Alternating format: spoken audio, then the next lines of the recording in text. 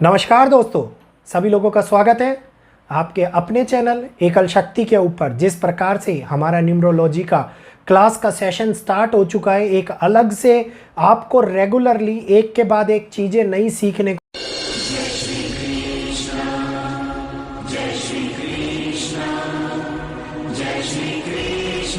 को मिल रही है।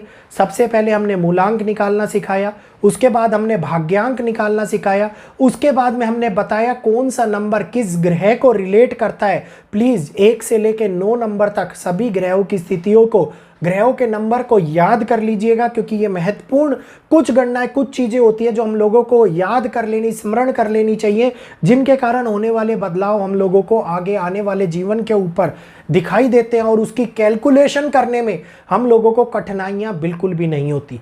तो आज जैसे मैंने वादा किया था आप लोगों के सामने कि 1 नंबर वालों के लिए संपूर्ण जानकारी मैं आप लोगों के पास में लेके आऊँगा, तो वही 1 नंबर के विषय में सारी जानकारी, किस प्रकार की प्रतिभा के व्यक्ति होते हैं, किस प्रकार की इनको आगे आने वाले टाइम में चुनौतियों का सामना करना पड़ता है, किस प्रकार से ये अपने कार्य क्षेत्र के अंदर कार्यरत रहते हैं, कौन सा नंबर इनके लिए शुभ है, ये सारी की सारी गणनाएं मैं आप लोगों को आज इस वीडियो के माध्यम से बताने वाला हूं। तो 1 नंबर के व्यक्ति कृपया अपनी जन्म तिथि के मूलांक के अनुसार कॉपी और पेन लेके अवश्य बैठ जाइएगा और ध्यान दीजिएगा कि परिवार के अंदर किस किस का 1 नंबर है और क्या उनका व्यक्तित्व, उनका जीवन शैली, उनका पहचान, उनका परिचय ये इसी प्रकार से मेल खाता है जिस प्रकार से मैं आप लोगों को बता रहा हूं। तो ध्यान दीजिएगा। तो 1 नंबर वाले व्यक्ति जो एक बहुत ही प्रबल नंबर माना जाता है, 1 नंबर जो एक ऐसा नंबर है जो सूर्य का नंबर है। अब 9 ग्रहों के स्वामी सूर्य, जो अपनी पावर को, अपनी ऊर्जा को पूरे समस्त संसार के लिए एक समान बखेरते हैं, उसी प्रकार से 1 नंबर वाले का जो जीवन होता है वो इसी प्रकार से अपनी प्रभावी क्षमता को दूसरों के लिए निछावर करता हुआ आगे बढ़ता हुआ दिखाई देता है। तो सूर्य की तरह उज्जवल होने वाले ये व्यक्ति, सूर्य के समान तेज वाले ये व्यक्ति, जिनके मुख के ऊपर सूर्य के समान तेज होता है, ये व्यक्ति बहुत ही ज़्यादा दानवीर मतलब ये कहिए इनकी दानवीर वाली शैली होती है। इनकी जीवन शैली ऐसी होती है कि ये दूसरों की मदद के लिए कुछ भी कर गुजरते हैं। ये ऐसे व्यक्ति होते हैं जो आप लोगों की कठिन से कठिन परिस्थितियों में भी मदद करते हुए नजर आते हैं, रिश्तों को थोड़ा सा निभाते हुए नजर आते हैं।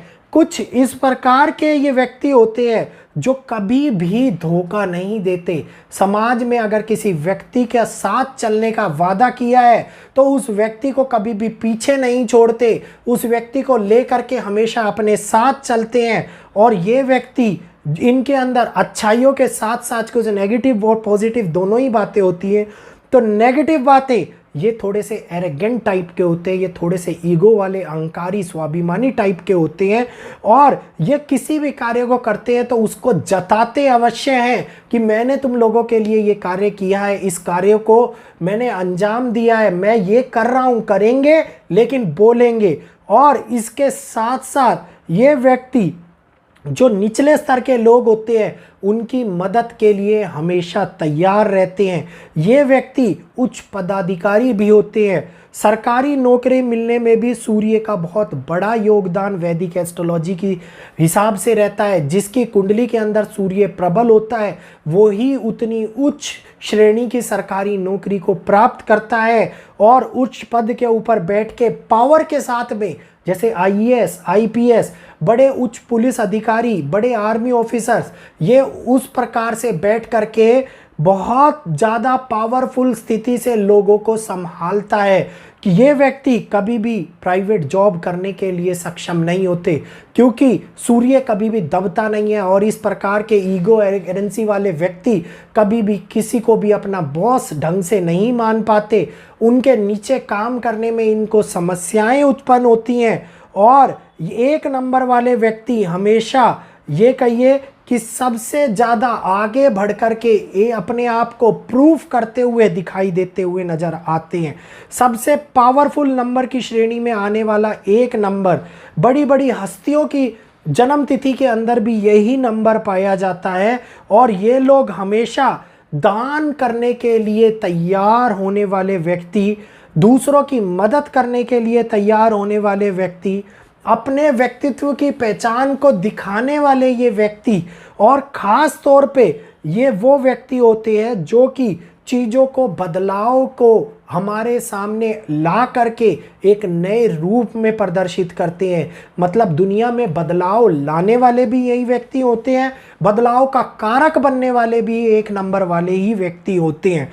तो आपकी बर्थ ऑफ डेट, ये कहिए कि जो डेट ऑफ बर्थ है आपकी, उस डेट ऑफ बर्थ के आगे की तिथि को ऐड कर करके अगर 1, 10, 19, 28 नंबर निकल के आता है तो समझ लीजिएगा कि आपका मूलांक जो है वो 1 नंबर का है। और ये 1 नंबर अपने आप में बहुत ही ज़्यादा पावरफुल नंबर माना जाता है। रिलेशनशिप के अंदर इनको हमेशा थोड़ी ना परेशानियां होती हुई नज़र आती है, क्योंकि रिलेशनशिप में इनकी ईगो, इनकी एरोगेंसी इनके आगे हमेशा आती हुई दिखाई देती हैं। ये व्यक्ति उन कठिन परिस्थितियों से भी निकल जाते हैं जिनके अंदर से और बाकी मनुष्य नहीं निकल पाते, लेकिन वहीं दूसरी ओर ये अपने पारिवारिक जीवन को मधुर नहीं बना पाते, पारिवारिक जीवन में संबंधों में मधुरता नहीं ला पाते।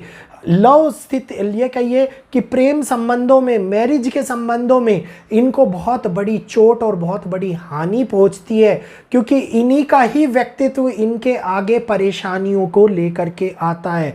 सरकारी पद इनको अवश्य मिलते हैं, लेकिन सरकारी पदों को मिलने के बावजूद कई बार ये अपनी पावर के कारण बाकी लोगों को चिंताओं में, परेशानियों में डालते हुए नजर आते हैं। तो जो व्यक्ति जिनका मूलांक 1 नंबर है, मैं उनसे ये कहना चाहूँगा कि वो हमेशा कोशिश करें पहले कि अपने आने वाले समय के अंदर एक बारी सरकारी पद की अवश्य कोशिश करें, सरकारी पद प्राप्त करने की अवश्य कोशिश करें। और ख़ास तौर पे प्राइवेट नौकरी की बजाय अगर बिजनेस करना चाहोगे तो बिजनेस करना इनके लिए बहुत ही अच्छा रहेगा, क्योंकि ये व्यक्ति अपने नीचे व्यक्तियों को दबाकर रखने में, उनके साथ को उनको काम करवाते हुए देखने में खुशी महसूस करते हैं, जबकि किसी के नीचे काम करने में इनको कठिनाइयाँ उत्पन्न होती हुई नज़र आती हैं। यहीं पर अगर मैं बात करता हूँ इनके लिए कौन सा नंबर सबसे ज़्यादा सपोर्टिव और अच्छा माना जाता है, तो 2 नंबर, 7 नंबर के व्यक्ति इनके लिए, जो जिनका मूलांक 2 हो और जिनका मूलांक 7 हो, वो व्यक्ति इनके लिए बहुत ही ज़्यादा भाग्यशाली, बहुत ही ज़्यादा सपोर्टिव, बहुत ही ज़्यादा मित्रपूर्ण माने जाते हैं, जो इनके लिए आगे आकर के मदद करते हैं। जिस प्रकार से ये दूसरों के लिए मदद करते हैं, तो उसी प्रकार से 2 और 7 नंबर इनके लिए आगे आकर के मदद करते हैं। उम्मीद है 1 नंबर वालों के बारे में आप लोगों को संपूर्ण जानकारी मिल गई होगी। जानकारी आप लोगों को अच्छी लगी हो तो प्लीज़ वीडियो को लाइक कीजिए, चैनल को सब्सक्राइब कीजिए, बेल आइकन को ऑल पे कीजिए, ताकि आने वाली जो कल 2 नंबर की वीडियो है वो भी आपके पास में समय से रहते पहुंच पाए। और इस न्यूमरोलॉजी के सेशन को ध्यानपूर्वक सुनिए, समझिए और लिख कर रख लीजिए कॉपी में, क्योंकि ये सेशन आपके बहुत काम आने वाला है आगे आकर के। तो आज के लिए इतना ही। जय श्री कृष्णा, जय माता दी।